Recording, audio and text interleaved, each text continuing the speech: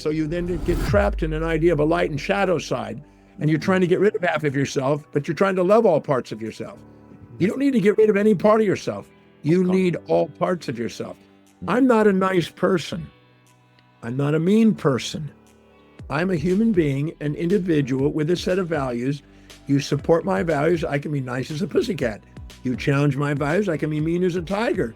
And I have both, and I need both, and I have a parasympathetic and a sympathetic nervous system for both, because it's required in order for me to maximize my potential on planet Earth. So a lot of what's taught out there, as Paul Dirac, the Nobel Prize winner, said, it's not that we don't know so much, it's we know so much that isn't so.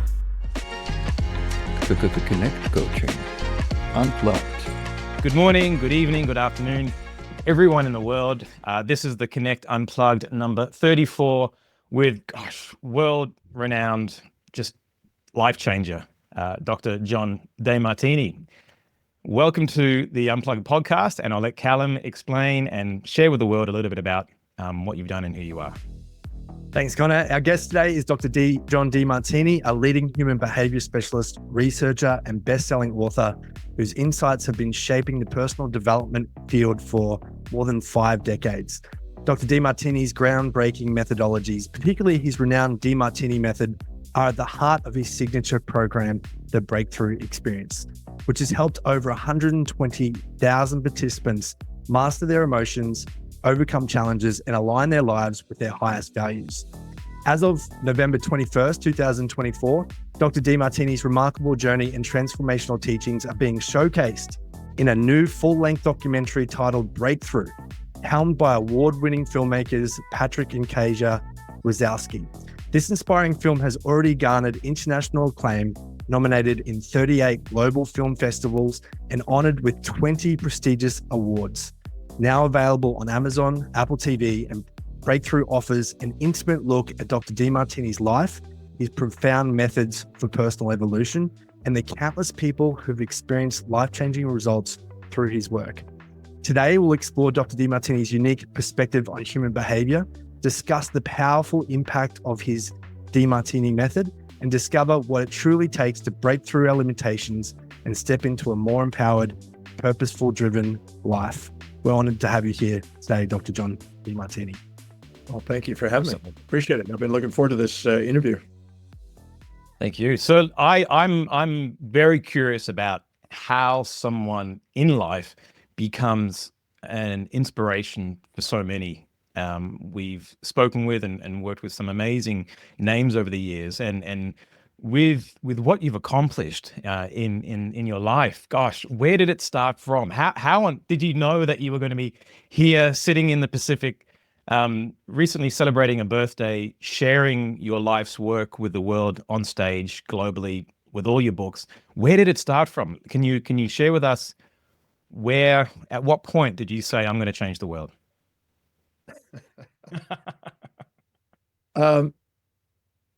I was learned disabled as a child. And I was told in first grade that I would never be able to read or write or communicate effectively or go very far or amount to much. I had a speech impediment. I was going to a speech pathologist about 1.5 years old. And I dropped out of school and was a street kid and lived on the streets. And just recently, like a week ago, I was on the north shore of Oahu in Hawaii, where I used to hang out, where I used to live under a park bench. The park bench is still there. Wow. So I was in Hawaii when I was 15 to about 18. And right before I turned 18, I had a close call with almost dying surfing. And I was led to a little health food store, which led me to a yoga class, which allowed me to go and meet a speaker who was at this class, who inspired me one night with a message and a presentation that made me believe that maybe someday I could become intelligent. Maybe someday I could learn to speak right, speak effectively, and read and be like other people. And so that night, I had a dream that I could overcome my learning and someday become intelligent and be able to speak properly. And I wanted to be a teacher. Prior to that, I was going to make surfboards. Right. Yeah, living in I Hawaii. didn't know. I didn't. When I walked in that room, I had no idea that was going to change. Mhm. I was tutoring under Dick Brewer, who was making guns, surfboard guns, and not guns like you shoot, but guns, surfboards Mhm. on the North Shore. And I just assumed I was going to be a long-haired hippie surfer kid there. Surfy, yeah. But the night I met Paul Bragg, the way he spoke, it made me believe that if I followed what he said, that I could overcome some of the challenges I had and eventually learn how to read and speak and someday become intelligent. So that was the night that my life trajectory changed, and I saw a vision.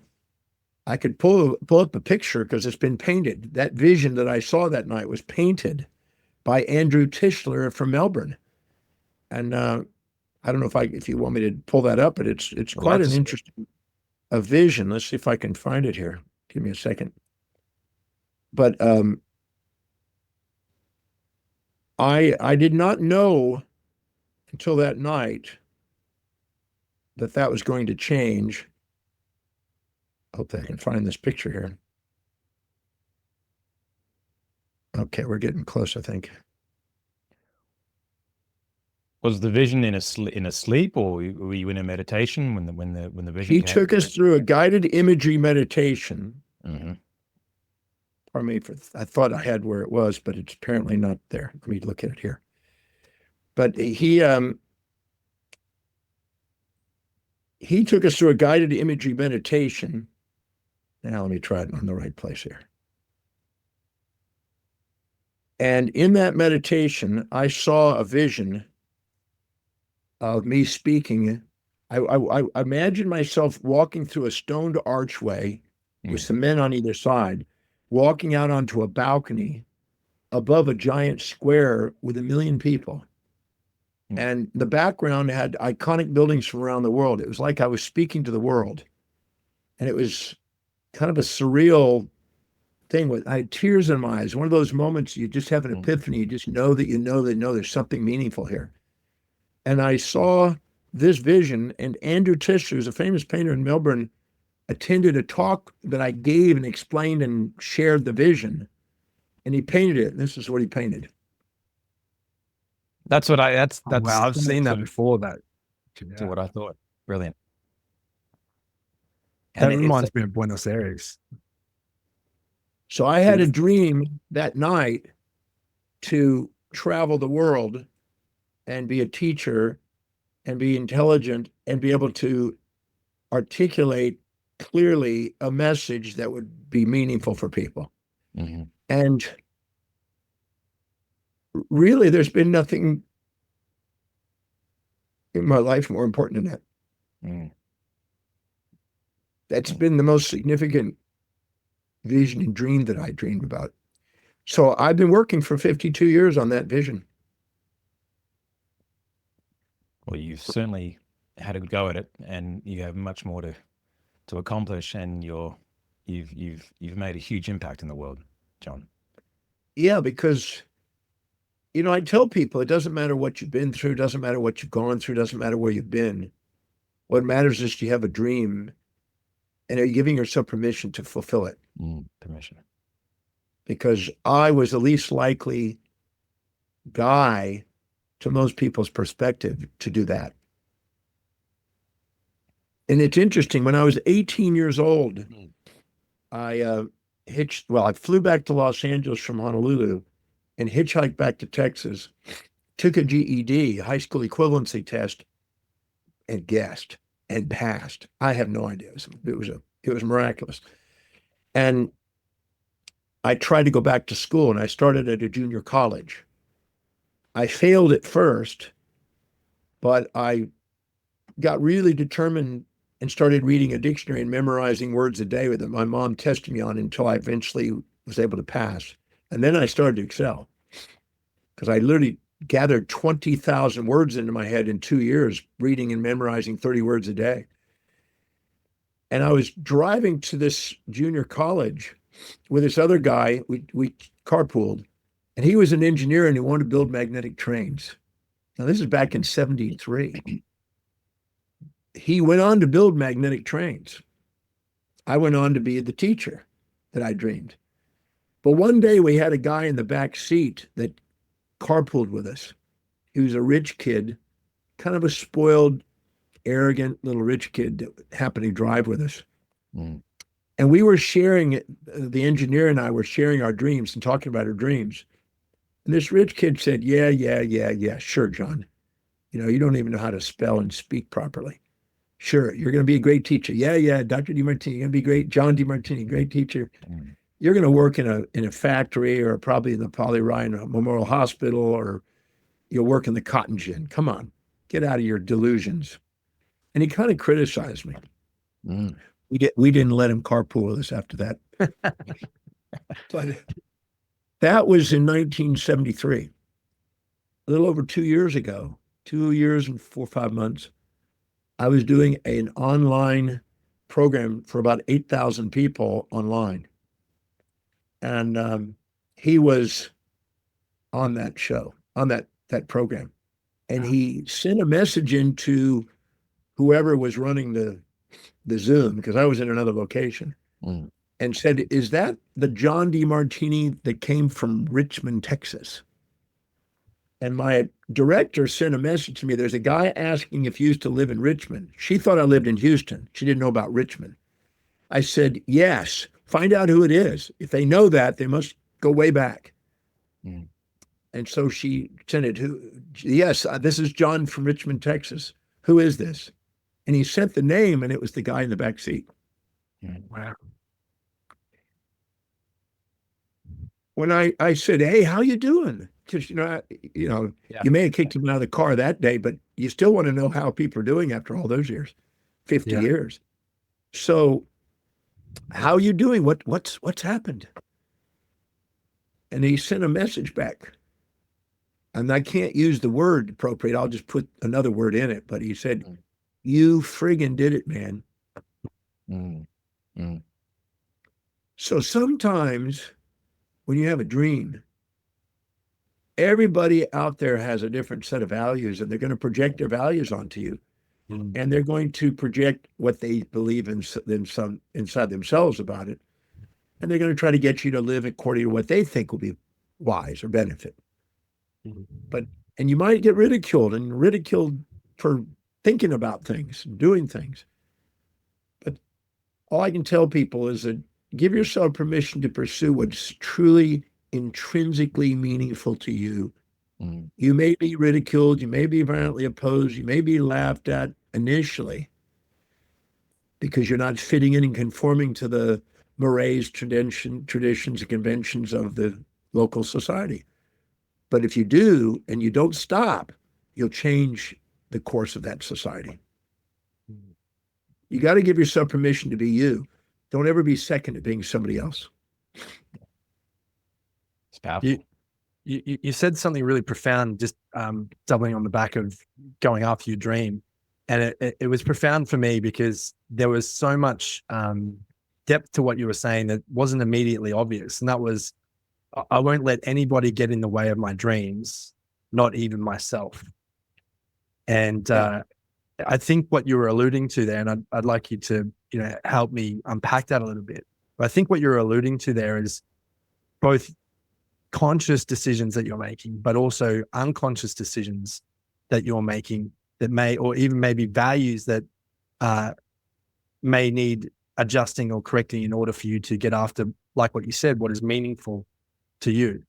Can you share a little bit more of the depth to that comment and what it means to you? Well, when I went back to the junior college, I attempted to take 2 classes, English and history, just to begin school because I dropped out. And in the history class, Dr. Baker gave us a test. It was a summer school class. So every 2 weeks is a test. And I assumed because I miraculously passed this GED, general education degree, which is what gave me a high school degree, because I never finished high school, I was going to have that same miraculous thing happen through my test. But when I got the result of the first exam I had in this summer school class, I thought it was going to be alphabetical. DeMartini would be near the top. So I looked at the top and it was by grades. It wasn't alphabetical. I kept looking for my name and I'm going, wait, is this the right class? And I couldn't find my name going down there. And finally I went down and the names were all within 75 and up. And then I stopped and I didn't see my name and I went over it again. And I finally went down and down at the 27 mark is where my name was. Oh, So I got a 27. So I failed the test. When I did that, I was humiliated. Not by their action, but by my expectation. And I didn't want to talk to anybody. I just ran to my car and I cried. And all I could hear is my first grade teacher talking. I'm afraid your son, because this is what she said to my parents, I'm afraid your son will never be able to read or write, probably never communicate effectively, never go very far, and not amount to anything. So that's what went through my head. And I drove home crying and had to drive on the side because I was blurry-eyed because of the tears. And I was really having a moment where maybe this vision of me being a teacher was just delusion. And then I thought, I guess I'm going to have to go back to surfing. And I got home and I went in the living room, and for some reason I curled up in a fetal position underneath this Bible stand. My mom had this beautiful Bible stand that had a Bible on it. And I just curled up in a fetal position around it for some reason. Don't know why, but just thought that was where I wanted to do, a warm carpet. My mom came home from shopping and she saw me there and she said, son, what happened? What's wrong? She hadn't seen me cry since I was a kid. I said, Mom, I blew the test. I guess I'll never be able to read or write or communicate. Probably won't go very far, amount to much. I really felt I was letting her down because they were encouraging me to try to go back to school. And when I said that, she just paused. And then she did something only a mother could do. She reached over and put her hand on my shoulder. And she said, son, whether you become a great teacher, healer, philosopher, travel the world like you say you would love to do, your dream, whether you return to Hawaii and ride big waves, because I rode giant waves, or you go to the streets and panhandle as a bum, which you've also done, I just want to let you know that your father and I are going to love you no matter what you do. We're just going to love you. In that moment, I knew the power of unconditioned love. I knew the power of presence and gratitude and certainty. There was no wavering in my mom. When she did that, my hand went into a fist. I looked up and I saw that vision. Not the one he painted, but in my mind, what I saw that night. And I said to myself, I'm going to master this thing called reading and studying and learning. I'm going to master this thing called teaching, healing, and philosophy. And I'm going to do whatever it takes. I'm going to travel whatever distance. I'm going to pay whatever price to give my service of love across this planet. I'm not going to let any human being on the face of the earth stop me, not even myself. And I got up and I hugged my mom and I went into my room, and that's when I got the Funkin' Wagnalls dictionary. If you went and bought $20 worth of food, you got a free dictionary. all right. So I got this dictionary out and I made a commitment to memorize the dictionary. So I went through it and I took the first 30 words and I read them and wrote them out 20 times each. I wrote the definition 20 times each. I stated it 20 times each. I practiced with a very methodical system, and I was committed to grow my vocabulary so I would understand what people are saying, and I would learn how to spell and be able to use the word and have a meaning. And it was a slow thing. And my mom would test me every single night on those 30 words until I got them all correct. And each night I would go another 30 and another 30. And I grew my vocabulary 20,000 words in 2 years. That's incredible. And I went from the bottom of the class, failing, to the top of the class in those 2 years. And all I know is that as I rose up and as I was more determined than most of the other kids in school, because most of them were going to college just to party, get drunk, take a few classes, pass. They weren't focused. I was really focused. I wanted to learn and I wanted to be teaching. And so I was just devouring reading. Once I learned how I could now learn how to read. I didn't really start reading until I was 18 when that happened. And then I lived reading. And then my mom said to me when I was about to turn 19, she said, son, it's about to be your birthday, which is Thanksgiving Day, and Christmas coming up. What do you want for the holidays and for your birthday? And she was thinking, she had something in mind, but I said, I want the greatest teachings on the face of the earth, the greatest writings written by the greatest minds who ever lived from around the world. And she looked at me and she paused and she said, you sure you don't want a t-shirt? Yeah. I said, no, Mom, I want the greatest teachings on the face of by the greatest minds who ever lived. She said, okay. So she called her brother, who's a professor at MIT and a physicist and chemist.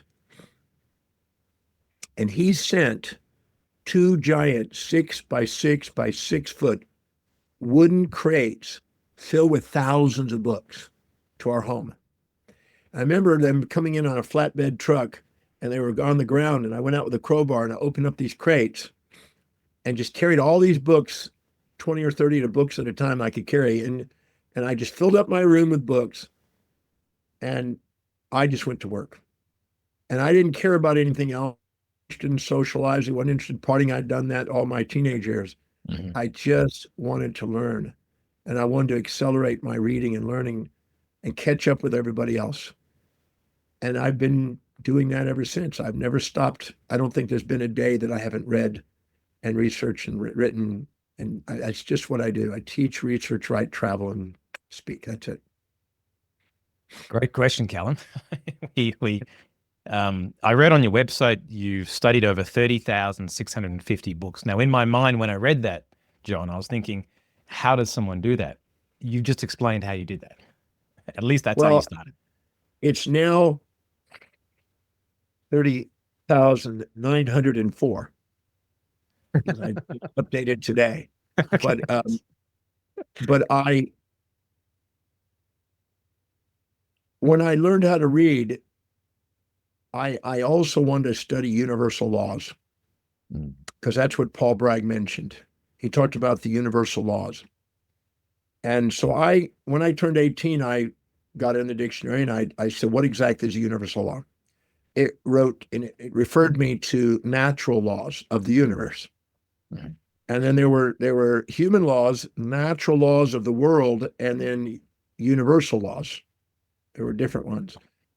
And it referred to Aristotle. And then it referred to the thing called the logos, which was the discourse, reason about the laws of the universe, the propositions that human beings have created about the laws of the universe, the logos. And then I studied the logos, and it took me to Philo, and it took me to Heraclitus, and it took me to different writers. Yeah. And that led me to the logos was then fractured into the various ologies, all the disciplines that one could study under epistemology, the study of knowledge. And so I made a list of every known ology. And I said, I want to know every ology, and I want to read at least 100 books in every ology. And I wrote that down as a goal. So then I started to go and I made the list and I just started working on it. And I wanted to read a minimum of 100 books. Now, some areas I felt I achieved the knowledge of that ology within fewer than 100. And some I read way more, 1,500 books on the topic. But I just devoured it because I wanted to have a body of knowledge that would stand the test of time, that was so universal that even though disciplines and different individual great scholars in different fields would refer to their discipline, I would find the laws that governed through all the disciplines. Because if I found some principle that applied to all the disciplines, I would have the strongest basis of building a foundation of knowledge to help people. So that was my idea. And it turned out that was very practical. And it's led me to now study 300 different disciplines and read, 100 books in each of these disciplines, or its equivalent, give or take, fluctuating. Sure. So that's why I've been doing what I'm doing. And right now I'm actually, it's interesting that you've asked me this question because right now I'm writing a textbook on the logos right now because of that. So I guess you've done a lot of work on values, and you have actually the DeMartini value determination process is that you've created. Is this through your study, a way that you've been able to distill and articulate what you've learned? Is it a compartment of what you've learned in your total studies? Where does that fit into what we're talking about now? Well, I was 23 years old. I just started professional school in August of 1978. And I asked myself a question. Why do some people walk the talk, their talk, and some people live their life? Why do some people do what they say and others don't? I want to know what the distinction was. Because at 18, I wanted to master my life and I wanted to master the 7 areas of life. I wanted to contribute original ideas that serve human beings. I wanted to create a global business. I wanted to become financially independent manyfold. I wanted to have a global family that lived around the world. I wanted to have social influence. At And then 18? at 18, I wrote down that at 18, I saw David Carradine on the show Kung Fu, and he referred to his Shaolin master. Yes. And I thought, that's cool. I want to be a master. And then I defined the mastery of life as the mastery of all those areas. I want to have vital body, and I want to create an inspired movement for the world. So I wrote those down at 18, and started to go to work on that. So I was studying everything I could around that. And I wanted to know what is it that leads to mastery. And because somebody who's integral, who's congruent, will walk the talk. Mm. And so I wanted to know, what is that? And that led me to an ology called axiology, which is the study of value and worth, which is the foundation of morals and ethics, economics, and all types of fields. So I read everything that was available on there. And believe it or not, that field is limited. There's not a whole lot of books on that area. You could devour all the books that are known in the English language within a short period of time. But I noticed that much of the work that was written on that topic was what David Hume would call ought versus is. How you ought to be versus how you actually are. And I thought, well, that means that people are going to dilute who they are and try to fit into conforming to fit into society. And so these morals and ethics and these values were basically injected values instead of authentic, intrinsic values. Mm-hmm. So I differentiated between an intrinsic value and an extrinsic value back then. And I decided that I wanted to create a more efficient way to find out what it is that actually drives human beings, not what they think it should be. Because if you ask people how many want to be financially independent, they'll all put their hands up. But if you ask how many are, they'll all put their hands down. Mm-hmm. What people say they want and what they actually live are two different things. So I want to know what exactly is the individual living by, because that's what they're making decisions by. Their perception, decisions, or actions are based on their real values, not what they think it should be. Even though they have those fantasies, I want to be this. Yeah. So I had to create a value determination process that was based on intrinsic values and ones that were not the fantasies of social idealisms injected from outer authorities. Not the oughts. I wanted to know what the ises were. And so I created that, and I'd been polishing that and using that. Millions of people have now used the value determination process from around the world. And I just was talking on a podcast today with a gentleman who had about 11 million people, and he just told them all to go on there and do that. So there's a lot of people that go on and use this tool. But it helps you imagine a drone over you and looking at what your life demonstrates is important to you, not what you think, fantasize, and wish it would be. And that is a really important distinction to make if you want to be able to ground yourself to know. It's like getting in an Uber. If you don't know where you are, and you don't know where you're going, and you don't have a strategy, not likely to get anywhere. Yeah. And people need to know who they are and what they're really about to start, and then make sure you're making a direction that's congruent with who you really are. And so that's an important factor that I found that is the key to driving great achievement, to make sure that there's congruency and authenticity in the pursuit. sorry, Cal, I see. No, it's a great question that you asked, Connor, because we do a lot of work in the previous roles that we operated within in the NLP world, and in the NLP certification, we do elicit values from our clients when we're in a coaching engagement with them. The difference and the thing that I love about what you do comparatively to that is that I feel like where the NLP elicitation questions fall short is that it elicits a lot of the values that people think they ought to have, fantasize, rather than how they are. And, I've done a lot of talking to people who have done both sets of trainings, your trainings and also the NLP trainings. And the one thing that just absolutely fascinates me and I'm very much interested in is the extensive set of questions that you ask in order to precisely find out how that values actually reside in that person's experience at that point in time, because you look specifically at where they're expending their resources, their time, their energy, and their money. And there's a lovely guy that James Pearson. He's a fantastic coach working out of Sydney, Australia, and he's done something really cool where he elicits the values using the NLP elicitation script, and then he uses yours. And he shows people the aspirational or how they feel it ought to be.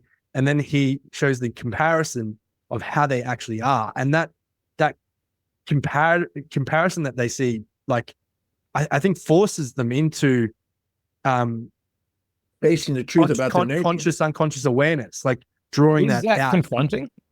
Is it confronting sometimes for people to like holding up a true mirror in front of them? Yes. And they have to... In some cases, not all. Yeah. But I had a woman who was in her 40s, and early 40s, mid 40s. And she when we did the value determination process, it was very self-evident that her highest value was business. She spent a minimum of 14 hours a day focusing on her work. Mm. And she wanted to say that her highest value was her children. But we narrowed it down between 45 minutes and an hour and a half a day she was with her children. Mm-hmm. But she had a mother who was very dedicated to children that she did look up to in some respects by her dedication to the children, because the father was sort of aggressive to the children and she was the nurturer. But she looked down on her mom because her mom was dependent on the man and she wasn't empowered. So that's why she wanted to be a businesswoman, to not have to rely on a guy like that. Mm. So her real values was her autonomy and to be able to be empowered and financially stable and not be trapped like her mom. But she also had a high value on how her mom raised her, because she was nurturing and everything else. And she didn't like her dad because her dad had to play the opposite role, the yin and yang. So she was saying, if you were to ask her what's her highest value, she'd say, well, my children, of course. That's the way it ought to be in her mind.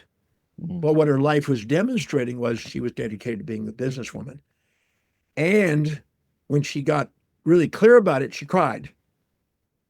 And she goes, I have felt guilty and had internal conflict because I've been spending so much time at work and not with my kids. I've been feeling guilt. And that's because I've got my mother whispering in my head, I ought to be home. I should be doing this. I should be doing this. And when you're not living congruently, you hear yourself saying, I've got to, I have to, I must, I should, I ought to, supposed to, and I need to. All external imperative injunctions from outer authorities that you subordinate to. Freud called it the superego. And you moralize and judge yourself when you compare yourself, your own actions, to somebody else's values. Because you're going to live by your own. And if you try to live by somebody else's, you'll beat yourself up. And a lot of self-depreciation comes because you compare yourself to other people instead of compare your daily actions to your own highest values. If you do that, you'll excel. So she finally then, at the end, realized it's okay. Then I asked her what was the benefit to her children of her being dedicated to her business. And as we started to answer that, she got more tears, but this time it was tears of gratitude, because she realized that she was going to give her children opportunities and an education that she would never have gotten the way she was raised. So she realized that there was benefits and drawbacks how her mom did it, and there were benefits and drawbacks how she's doing it. and neither are better or worse. They're just creating a different outcome, and everybody on the planet is needed with all the different values and voids that they have in their life. So she liberated herself from that, honored her commitment to her work, stopped being guilty about it, stopped judging herself and labeling herself, and got on with it, and then delegated specialists, really high quality specialists, to make sure her children had the greatest experience.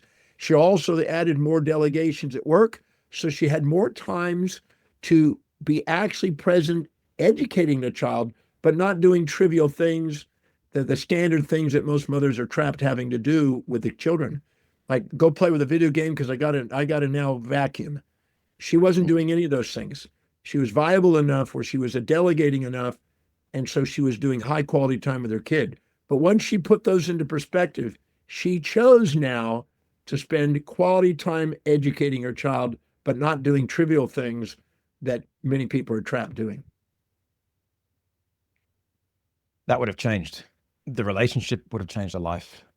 Her perceptions of herself and her presence with her child and her appreciation for mom and father went skyrocketing. And that values determination process you mentioned on your website, so people can go to your website and purchase it, download it. How does that? You can go on the website. It's free. Okay. It's private. You can have it printed out free, and thousands of people do it, and it is eye-opening. And I encourage you to do it again a week from now, a month from now, and every quarter, because your values are evolving. When you're 0 to 10, you have a different set of values than when you're 10 to 20. And you're 20 to 30 is slightly different. You're evolving. So you want to keep current with what your hierarchy of values are to make sure you're setting goals that are congruent with it and learning what to be dedicated to and learn what to delegate. Because you can't live a self-actualized and inspired life without delegation. Can't do it all. That's why you have loved ones and friends and people to delegate other things to that are not inspiring to you. I only teach, research, write, and travel. That's it. I don't do anything else. I have specialists doing everything else. Literally everything. I don't do anything else. Because I heard some funny things about things you outsource. I outsource everything. Because I just find that if I require any external motivation to do something, I find somebody who would absolutely love to do that and hire them to take care of it. So I can put my energy into the most productive use of my time that ends up serving most amount of people. And people say, well, you're independently wealthy. That's why you can do it. I became independently wealthy because I did it. And people don't get that. When they finally realize that, that's the key to building wealth. Because you brought it up and you talked about there's an evolution that you go through with your values. We've studied a lot of Claire Graves' work, and we've looked at the evolution of consciousness, how it relates to the world today, but also how it specifically relates to the individual. And one of the values levels is values level 7, where you need to be at a point where you can hold two opposing thoughts in your mind without cognitive strain. And I see a lot of that in your work. And I particularly see it when you talk about, like you said, drawbacks and benefits. And when you look at events that have happened to people, and when you're working with people on stage, when you're working with them one-on-one, I've seen a lot of your work start to move towards people becoming aware of both the positive and the negative of those experiences, regardless of how that person is experiencing it themselves, whether they're feeling joy and happiness and awe, or whether they're feeling sad, fear, or loneliness. You take this approach, which I find absolutely fascinating, where you look at every event as having both equal amounts of positive and negative, or equal amounts of drawbacks and benefits. This, I think, for the average person, it causes a lot of cognitive strain, because it's like, how could that possibly be? But it seems to be a cornerstone of your work, and I'd love you to share a little bit of shine some light on that for us. Hey guys, Callum and Connor here from Connekt Coaching. I hope you're enjoying this episode of the Unplugged podcast. We're jumping in to let you know about something really exciting, the Forever Client Matrix. Absolutely. What we love doing is lighting people up and having them realize that their future is bright, and most importantly, making a difference in this world. So we are very excited to be able to share this with you. If you want to turn every prospect into a forever client, then please click on the link below in the description and get instant access now to your preview of the Forever Client Matrix. Enjoy. Yes. Heraclitus, 6th to 5th century BC, Greek philosopher, talked about the unity of opposites. And that information is still solid today. In fact, our particle and antiparticle physics is derived from it. Some of the great teachings of the world on the dialectic came from it. Our whole model, the standard model of physics, is derived partly from it. So psychology is also derived from it. But most people are trapped in a zoological psychology, the perpetrator innocent victim model. And it holds them back from actually being cognitively aware of both sides simultaneously. Wilhelm Wundt in 1897 wrote a textbook. He was the father of experimental psychology on the law of contrast. And he said simultaneous contrast liberates and sequential contrast embondages people to misinterpretations of reality. And what's interesting, we can have an event in our life and we can have the first impression and we think, oh, that's a good event. And we can even meet somebody. And I think everybody here has had the moment where they met somebody that they were infatuated with or enamored with. And then you get with them for a day, a week, a month, a few months, and then you start uncovering what you were conscious of initially, and you start to see some downsides to it. And of course, now it took you days or weeks to figure that out. And so you had the wisdom of the ages with the aging process over time, through the arrow of time. But actually, in the moment you meet them, if you ask quality questions, if you're seeing the upsides and you ask what are the downsides are there, but you're not asking the question to see it. And so instead of having the wisdom of the ages with the aging process, you can have the wisdom of the ages without it by asking a quality question, because the purpose of a question is to make you conscious of what's unconscious. So when you're infatuated, you're conscious of the upside, you're unconscious of the downside. When you're resentful, you're conscious of the downsides and unconscious of the upsides. When you're conscious of both sides simultaneously, you're present. You're not with an impulse to seek when you're infatuated. You don't have an instinct to avoid when you're resentful. You don't have intrusive thoughts, because anything you infatuate or resent will occupy space and time in your mind and distract you, which is what insomnia really means. And so you're now present and you're now fully conscious. And now you're loving the individual instead of infatuated or resentful to them, and labeling them with subjective bias interpretations and false positives on the positives and false negatives on the negatives, or false positives on the negatives and false negatives on the positives. Instead of distorting and generalizing that individual, we're seeing the individual whole, and we're realizing that both sides are essential and worthy of love, because the part you think that supports you keeps you juvenilely dependent. Because if you're around somebody that supports you, you juvenilely dependent and altruistically sacrifice what's important to you to be with them for fear of loss of them. When you resent somebody and they challenge you, you become precociously independent and they make you grow. And then you realize that that's catalyzed your entrepreneurship. So you maximally grow at the border of support and challenge, pleasure and pain, all pairs of opposites. And this is called the unity of opposites. And Heraclitus knew that, and he tried to offer that. But we sometimes are indoctrinated by moral hypocrisies from theologies and politics about how you should be one side and get rid of the other. And so you then get trapped in an idea of a light and shadow side. And you're trying to get rid of half of yourself, but you're trying to love all parts of yourself. You don't need to get rid of any part of yourself.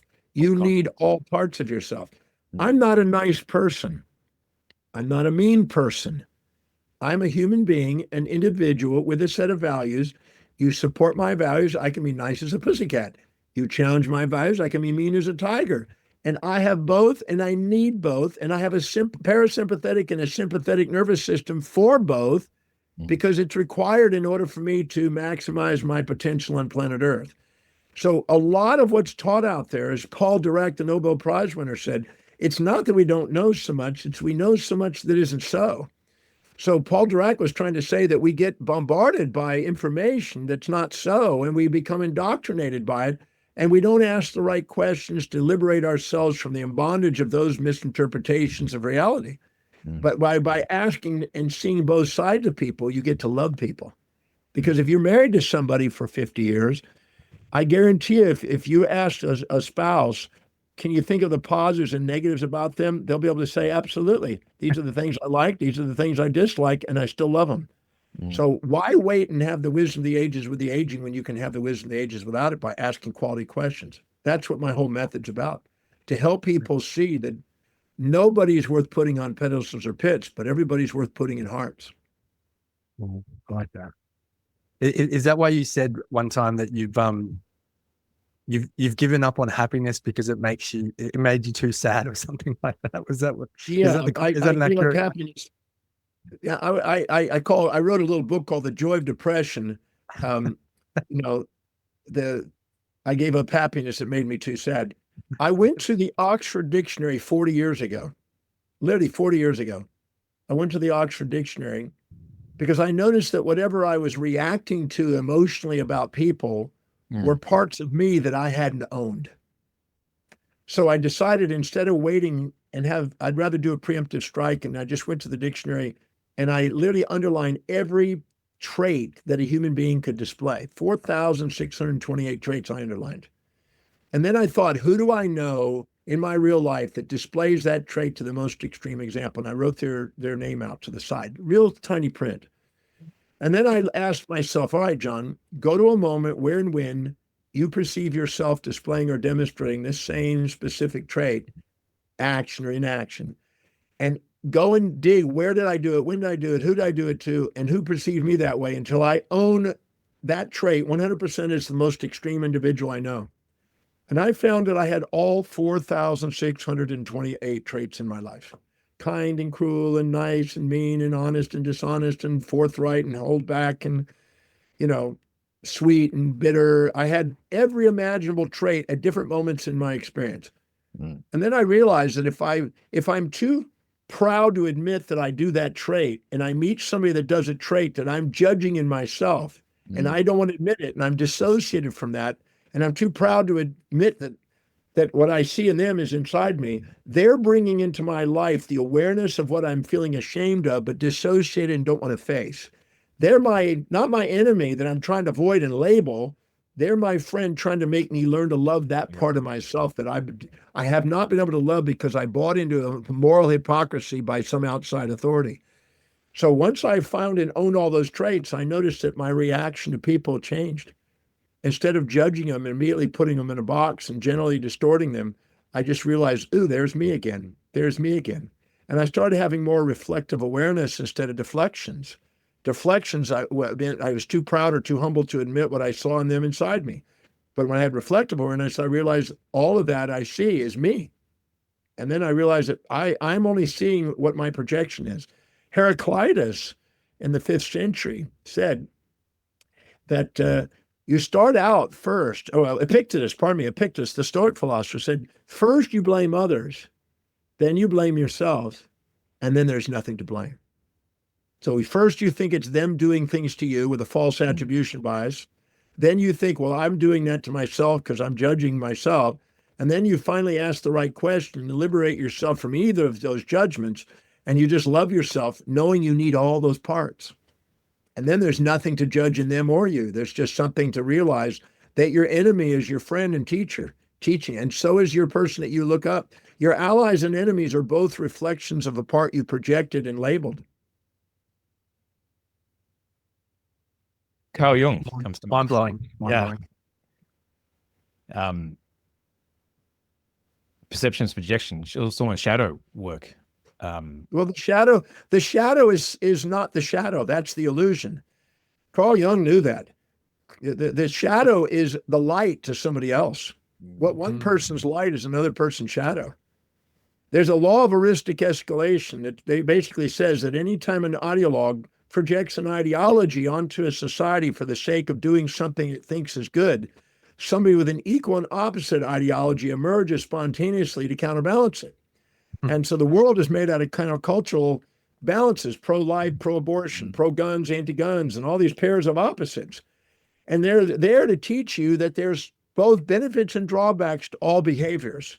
And if you stop and look and see all the people that get jobs and all the ripple effect of what goes on from even the things we label good or bad, that the actual consequentialisms of that come out 50-50. If you study consequentialism in morality, you'll see that nobody knows the final consequence of any action. It eventually gets to a mean distribution as the ripple effect continues to expand, and then you realize that it was neither good nor evil. It was just an event. And so the master lives in a world of events, of love. The masses live in the illusion of good and evil events, and they get trapped with intrusive thoughts and have difficulty sleeping, and then label and judge and get trapped in their life because of it. And then instead of owning all parts of themselves and loving themselves for who they are. Yeah, it's just love this conversation, John. And I feel that what we're talking about now, for some people, it's an easy pill to swallow. It's an easy set of thoughts that they can adopt and take on. For others, it will be a huge awakening, a huge, I guess they would they would still be in the rejection phase of this. In what we're talking about now, in your opinion or in your experience, where is someone at in their life for them to even actualize or understand or adopt or take in what you're talking about right now? Because I'll tell you what, at 18, I was not ready to hear that. I started to get ready to hear that in my mid-20s. Now at 44, I devour it. In your experience, where? Pardon me? I say you still look like you're 19. I think when you're 100, you look like you're 50.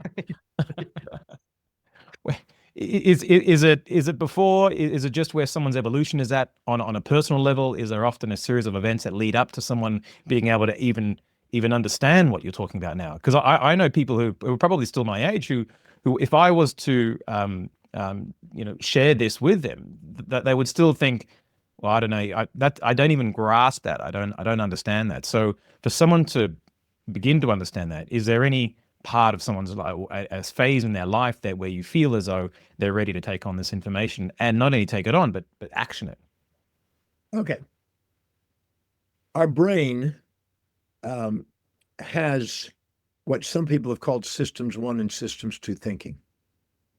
In systems 1 thinking, which is survival, it's a fast, reactive, responding amygdala, hippocampus, subconsciously stored subcortical response system. And so it is involved in making sure that you don't lose prey and don't get eaten by predator. It's a survival mode. And so it wants to avoid predator and seek prey. Morality, in most of its terms, is derived from that. The idea that this is bad, this is good, this is predator, this is prey, because the fear of death and the fear of mortality drives people to want to get food, which is anabolic and builds, and avoid being eaten, which catabolically destroys. So we start from that systems 1 thinking as in a black and white level. Now, in order to capture prey or avoid predator, we have to accentuate with false positives and false negatives our perception to get the adrenaline running fast enough to capture the prey and avoid the predator. So people that are in their amygdala automatically are more polarized, more survival-based, and more black and white, and more judgmental, and more bias, and more prejudice, and more polarized in their perspective. Now, what's interesting, let's tie that to values. Whenever you're living by your highest value, you activate systems 2 thinking. Whenever you're living by lower values, the farther you go down in your value system, the more systems 1 thinking comes about. So people who are not living congruently according to what they value most and are injecting the values of other authorities as followers of other people that they envy and try to imitate, those people are more likely to be fundamentalist. Funda means base, mental means minded. And they're more likely to be banal and in the mode of survival and label things black and white and good and evil. I just finished writing a textbook this year on the evolution of morality, and there's a beautiful understanding in what they call absolutisms versus relativisms. But if a person lives by their highest value and they prioritize their life, delegating lower priority things, the blood glucose and oxygen goes into the forebrain, the medial prefrontal cortex, the ventral portion, which is the seat of the self, the seat of the autobiographical narrative identity. It's our ontological identity, our epistemological area of expertise, our teleological purpose is derived from that one state of a presence. If we live by priority, delegating lower things and stick to it and dedicate to the one thing, as Gary Keller says, that we're really dedicated to, the blood glucose and oxygen stays in that forebrain where we are objective and neutral and we're able to handle paradoxes. That's why leaders can manage paradoxes of complementary opposites. And in that state, we are relativist. We are not attached to good or evil. We see things as neither good nor evil. At the bottom, it's either good or evil. At the top, it's relative. We understand situational ethics. We understand moral paradoxes and the conundrums that we face. And we realize that it can be both. For instance, under deontological ethics, there's rules you follow in society that the right and wrong. If you were to go by that, it says thou shalt be honest and never lie. And so to be morally right, you have to be honest. Under consequentialism, you look at what gives the greatest good for the greatest number of people, and utilitarianism, what's the most pleasure for the world. Well, now if you get on an elevator and your wife is with you, and all of a sudden this hot, really beautiful girl gets on, and you could not check her out. Your wife now says, did you just look at her butt or whatever? Did you just check that girl out? If under deontological, to be morally right was to tell the truth. But under utilitarianism, it would be right to tell her what would give her the greatest pleasure. So these are called moral paradoxes. If you tell her the truth, you may be divorced and castrated. If you tell her the other, you may be now immorally, deontologically immoral. Right. So these moral paradoxes exist, and people that live in their executive center are intelligent enough to see past the boxes of narrow thinking. And so, because you really are narrow thinking when you're basically in survival, you literally, your autonomic nervous system narrows your thinking for immediate survival mechanisms. But broad-mindedness, where you see both sides, you understand all the consequences that can come. If you look very carefully, no matter what anybody does, the consequences of that will be both benefits and drawbacks, just like on the blogs that you see. So when you finally realize it's neither good nor evil, not either good or evil, you're now able to transcend the attachments, as the Buddha said. The Buddha said the desire for that which is unobtainable, which is the pleasure side, and the desire to avoid that which is unavoidable, which is the pain side, which is the prey and predator, is a source of all futility and all the source of suffering in the world. So people that are not living by their highest value, they're not in their executive function, they're down in their systems one amygdala, are going to be more fundamentally black and white in their assumptions than people that are growing. And there's a whole gradations between it. Between the amygdala and the hippocampus and the medial prefrontal cortex is a cingulate cortex, posterior and anterior cingulate cortex. You literally have a gradation of integration as you go forward and integrate in the forebrain. And you come down in the subcortical areas, you divide up into the two amygdalae. So you literally have fundamentalist and universalist, absolutist and relativist, deontological duty normatives, and you have now consequentialist, as you have different levels of awareness. So the more congruent you are with who your highest, living by your highest values, the more universal you become. And the more you're trying to live by duty, which is a follower, not a leader, the more you're automatically into black and white, and the more biased and judgmental you are, and prejudice, the prejudices of, and therefore the law of heuristic escalation emerges to counterbalance your side, to create resistance on your absolutist view, to humble your absolutist view until you become a relativist over time, which is maturity. I'm glad I asked. So it's really where someone is at in their life is really where they're at. There's no. It's based on how congruent they are with their highest values.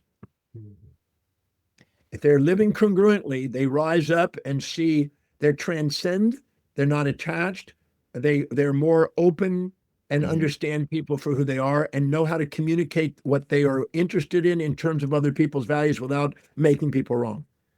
The more you're in your amygdala, the more you make them wrong and you right. And the more you want a fantasy that they're going to come and join you in your illusion. I know people like that.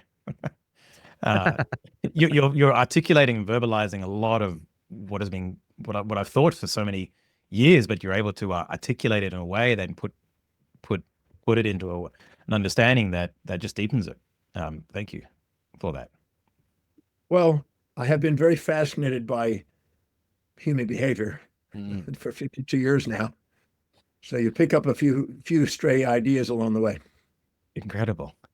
Is this tied? So you have a brand new movie out, Breakthrough. Is this tied into the movie? How does this map across to the movie? The movie came about by two lovely people that live in Malaga, Spain, that used to be in Los Angeles.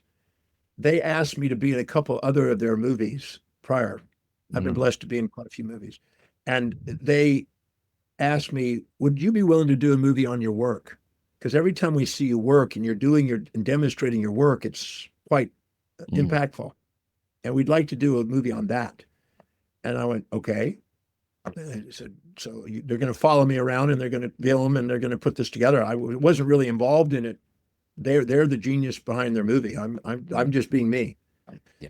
So they followed me around in various parts of the world and they filmed and I believe they did a beautiful job. I mean, I'm grateful for whatever they did, but I think they came out with something that was meaningful. It opens people's hearts when they watch this movie. And it's basically about the work that I've been doing and helping people transcend what they think is in the way and turn it on the way. Because people want to run their story about how this has happened and they come up with reasons why they can't do things and excuses and all that. And none of those are really facts. They're stories that they fabricated in their mind when they didn't ask the right questions and saw the other side of what they were experiencing. Because there is no terrible events out there or terrific events out there. They're events. Just events. How you perceive them and how you interpret them and what you decide to do with them, you have control over. I can take any event in your life and ask you questions and turn it into something that brings tears of gratitude to your life. I've had the opportunity. I've been put under pressure just to prove that, and I've had people with all kinds of things that people would go, that's terrible. It's horrendous. Sure. No, it didn't. It's an event. Now, what are we going to do with it? And if you know how to take whatever happens in your life and find out how it's helping you fulfill what's deeply meaningful to you, nothing has to stop you in your life. To think any other way, to me, is kind of crazy, because you're now self-imposing your own delusions onto yourself and keeping you from doing something that is deeply meaningful that you would love to do in life. And so I'm a firm believer that all events are neutral until somebody labels them. And as John Milton said, you can make a heaven out of a hell or a hell out of heaven, thinking makes it so. I found that to be true. I've taken people that have been through most outrageous stuff. I mean, I could tell you stories that would make you vomit. I've had people literally vomit hearing it. And I can show you how it turned out to be something amazing in their life. And we've transformed them. I was asked in Universal Studios 15 years ago to take 12 people that have had horrendous challenges, from homelessness to drugs to rape to you name it. And I have 2 hours with each of them, only 2 hours. I have a 24-hour window to change 12 people's lives, 2 hours per person. And we were able to do it. It was amazing, the transformations that came out of this experience, because the quality of your life is based on the quality of the questions you ask. And if you ask questions that open your mind to see the other side of an equation and balance the equation of your mind, these events don't stop you from doing what you love to do in life. It's really amazing what happens. Can I share an example? Please. Yeah. So there's a guy that comes to me, and for 3 years, he's been beating himself up and having guilt and kind of a shame and guilt. because his family contacted him and said, your mother's about to die. But he had a business transaction the next morning. He thought he'd leave that next day. So instead of getting on a plane immediately that day and coming, he waited because he didn't want to pass up this business transaction. Mhm. So he gets the next day and his mother died. So when he doesn't get there on time before, so he didn't get to say goodbye to his mother. So he's beating himself up about this. Now that's not uncommon. That happens. I mean, a lot of people don't get to say hi or bye to the people they love at times. That's life. But he was really beating himself up because he was trying to make a decision what was priority, and he was judging based on society's expectation. You shouldn't put your business over your family, particularly when they're about to die. That was the belief system. So he's coming to me. He's been depressed now for 3 years. He's guilty, and he's beating himself up. And I asked him a simple question. I said, okay, what's the benefit of you doing the business transaction and not making it to see your mother before she died? He said, I can't see any. Now, he said that within about 100th of a second, which means he didn't even look. I said, so let's ask again, what's the benefit to you not making it to see your mother? And how did it benefit her? I have no idea. Again, within a second, he said that. So he wasn't even inspecting what the answer was or possible answers. He was injecting that that's wrong because of a moral trap he was in. So I said, so what's the benefit to your mother of you not making it beforehand? I have no idea. So then I reversed the psychology because some people, that helps. I said, if you had made it to see your mother and did not do the business transaction, what would have been the drawback to your mother? And I asked him that. And he stopped and he paused, and then he got tears in his eyes. I said, what happened? He said, my mom died in my sister's arms. My mom and my sister had not talked for 11 years. My mom did not want to die without having resolution with my sister. And my sister did not want to have her die without getting that cleared. If I had gotten there, my mom would have died incomplete and my sister would have been feeling incomplete. And all of a sudden he cried. He goes, right now, I realized there was a hidden order in the apparent chaos and that was what was needed. I'm absolutely certain I loved my mom. I am absolutely certain she loved me. I didn't need to complete. And there was no real necessity for me to be there, really, because we both knew we loved each other. But I would not, if I'd have been there, I would have interfered because my sister wouldn't have come, because I judged her for doing that to mom, and she would not have come. But the idea that I didn't make it and she was able to be there was exactly what was needed. And he cried and he says, my guilt's gone. I said, that could have been gone 3 years ago if you asked that question.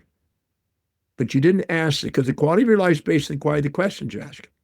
And questions make you conscious of what's unconscious. And you were unconscious of the benefit because you didn't take the time to look or ask the question. He says, right now, my guilt's gone. And I really feel close to my mom right now. I feel the presence of my mom. I feel the presence of my sister. And I realized that there was a higher order that was going on that I didn't see because I didn't answer that question. Thank you. I said, now can you see the benefits of you not being there? He goes, I can absolutely see the benefits of doing that. It was there the whole time. But you chose to get trapped in a moral box instead of actually see what's actually there. That's the ought versus the is. And that's what traps people.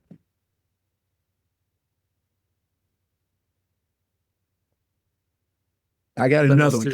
Another one? Can I do another one? Please. Yeah, I love these real life metaphors, examples, stories of how it's changed people's lives. So I have this lady in Florida. I did a speech at a church. She attended the church, decided to come to the breakthrough experience. Now, I've done the breakthrough 1,226 times in countries all over the world. And is that an event? Is that the event that you? Yeah, my 2-day signature program that I've done for a long time, 36 years almost. And so she attends that. And she has been going to therapy for a long time. So you could hear the therapist language in her stories, you know. And she was basically said, my mom abandoned me. I'm an abandoned child, you know, and we found out that she had been raped and, you know, she was beating herself up and she was doing drugs and all this other stuff, and blaming her mom for all this stuff. And so she was like getting a lot of attention as the victim of the story about her mom abandoning her. Mm. So I asked her, let's right now, when you felt your mom abandoned you, what did you think you missed out on? And I made a list of everything she thought she missed out on. We made a list, 17 things. And then I said, great, let's go to the top one. Who provided that for you in your life? Because nothing's ever missing. At the level of the essence of the soul, nothing's ever missing. At the level of the existence of the senses, things appear to be missing. The things that appear to be missing are things you're too proud or too humble to admit that you see in others inside you. So I asked, so at that moment your mom left, who took on that role? And she said, my mom's sister, my aunt. Who else? My grandmother. Who else? Two of my best friends' moms. Who else? My teacher. I said, is the quantity of that behavior equal to what you envisioned your mom providing? We didn't stop until it was equal. So can you see that you didn't miss that? You had it in a dispersed form of a variety of people. And most people get addicted to one form and then they're not adaptable to the other forms that life is providing us opportunity through. So then I said, all right, can you see that the quantity of what you were looking for was there? Yes. What's the benefit of them providing it?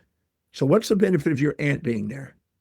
She was stable. She was reliable. She wasn't volatile. And what was the best friend? The best friend's teacher. I mean, the teacher. I got to learn a different language. The best friend's mom, she took me places and we did things I would never have gotten to do.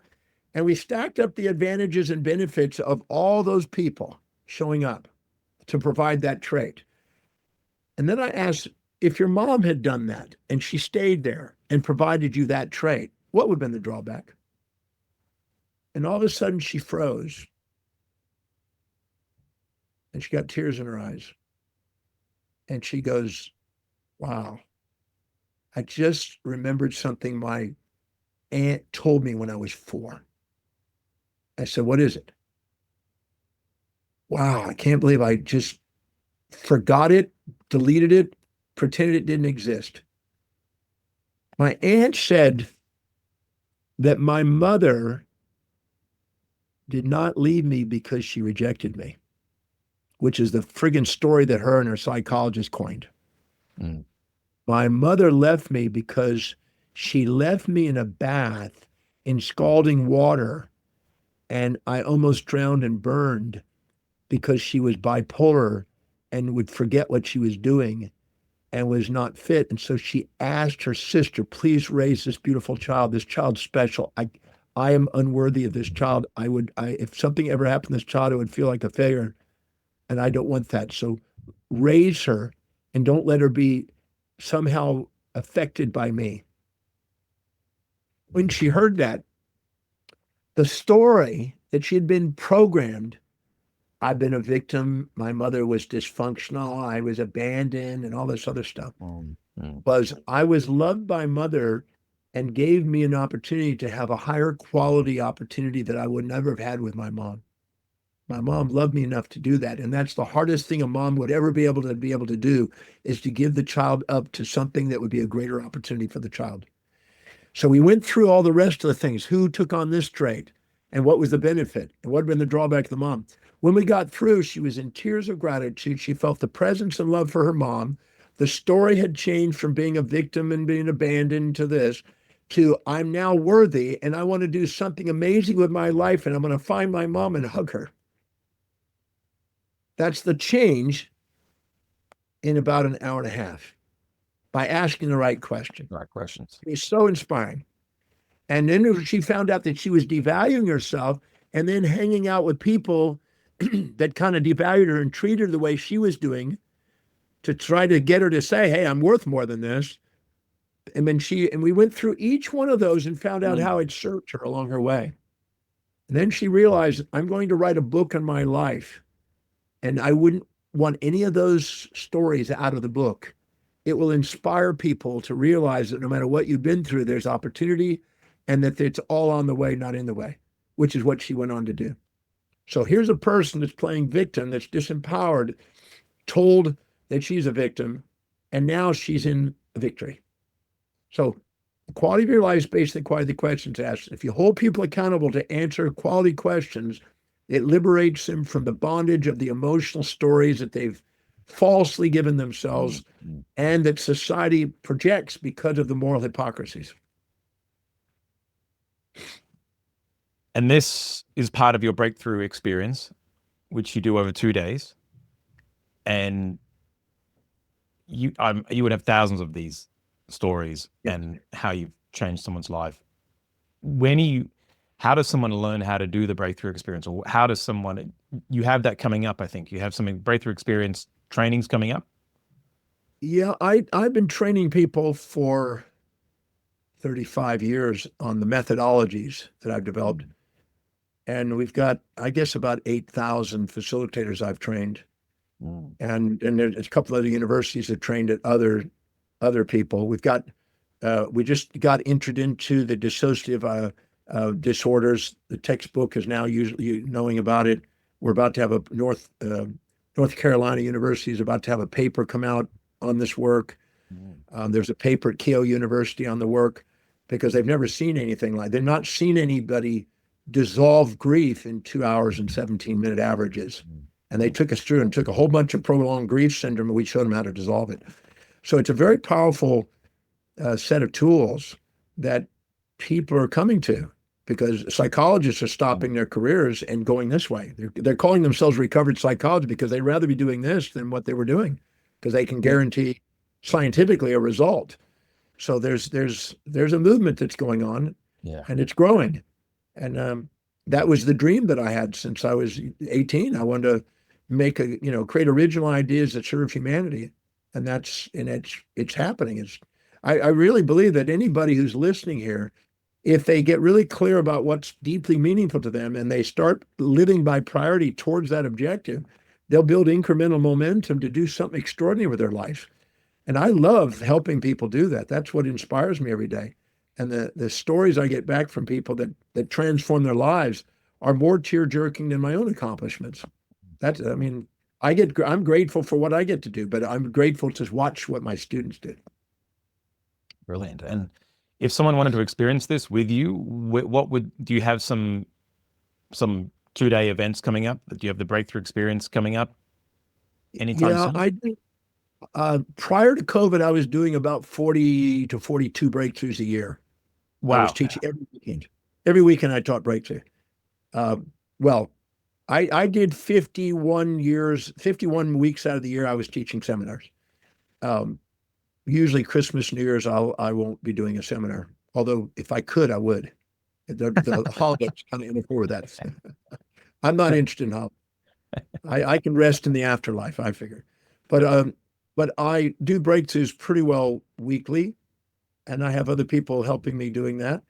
And but I also do other programs on the other weekends. But I do programs every week. That's a standard thing. But breakthrough, yes, I do them in cities in various parts of the world. And we were online, and now we're back going live and online. So yeah, I'm about to do one coming up in Los Angeles, and then I'll be doing one, I think, in Houston, and then Denver, and then Toronto, and then London. I just move around. Wow. Yeah. Week to week. And you were in Australia recently, I think. Were you in Australia recently? Yes, I did one in Sydney and one in Melbourne. Then I went to South Africa and did one in Joburg, then one in then I had one in Japan. Busy. And now you're no longer on a plane right now. You're I'm on on my boat. ship right now. That's brilliant. We're sailing smoothly at sea. I don't know if you can see it out there, but I can see the deck chair. I got my deck chair. And whereabouts in the world are you? You're en I'm route. about 85 miles west of Cabo San Lucas. I will be there in the morning. Okay, nice. That's so awesome. So cool that you can be there on that boat and still talking with us. Feeling very grateful. I had a lot of, I haven't even got through half my questions. I've got questions on gratitude. I wanted to talk to you about free will. There's also some questions I had about more esoteric things, and also your experience in Hawaii, because it's deeply connected to the work that Connor and I do as well. But I'd love to get you back on one day and be able Let's to do it. Let's make it happen, because you're helping me help other people. That's what my dream is. So thank you. Awesome. Well, thank you. Thank you very much. Thank you for your time, John. I know you're very busy, so we could hold you all day, but I know there are others who you need to get to. But on behalf of Connekt Coaching, our community, we will absolutely get this out to as many ears and eyes as possible, because I think we think and believe that the work you're doing is life changing and inspirational. And I think the more people that are able to be influenced and inspired to make a difference in their life, that will have that positive ripple effect. And together we're making a difference. Well, thank you for that. And thank you for your lovely questions and for putting up with my sense of humor. Yes, that's good. It's refreshing. It's great. Yeah, we're all on a mission of making some sort of contribution. The most fulfilling thing we get to do in life is do something we love to do that makes some sort of contribution to somebody else and brings tears to our eyes. So that's a daily gratitude for me. So thank you for having me on your show. Appreciate it. And I'll come back anytime. Just let me know. Hey guys, Callum and Connor here from Connekt Coaching. I hope you're enjoying this episode of the Unplugged podcast. We're jumping in to let you know about something really exciting. If you are a practitioner, a coach, or a trainer in the alternative therapy modality space, the Forever Client Matrix is something that we've modeled in the last 30 combined years, both Connor and my experience. And we've turned it into a 2-day intensive, and we want to give you a preview of that, the Forever Client Matrix. Absolutely. We want to make the bar for them to enter into that program very, very low and have them get incredible results. I've sold about $40 million worth, and together we've sold about $100 million worth with our teams. That's right. We believe that trust and reliability is the currency of the future. So if you want to turn every transaction into a transformational experience, if you want to turn every prospect into a forever client, then please click on the link below in the description and get instant access now to your preview of the Forever Client Matrix. Enjoy.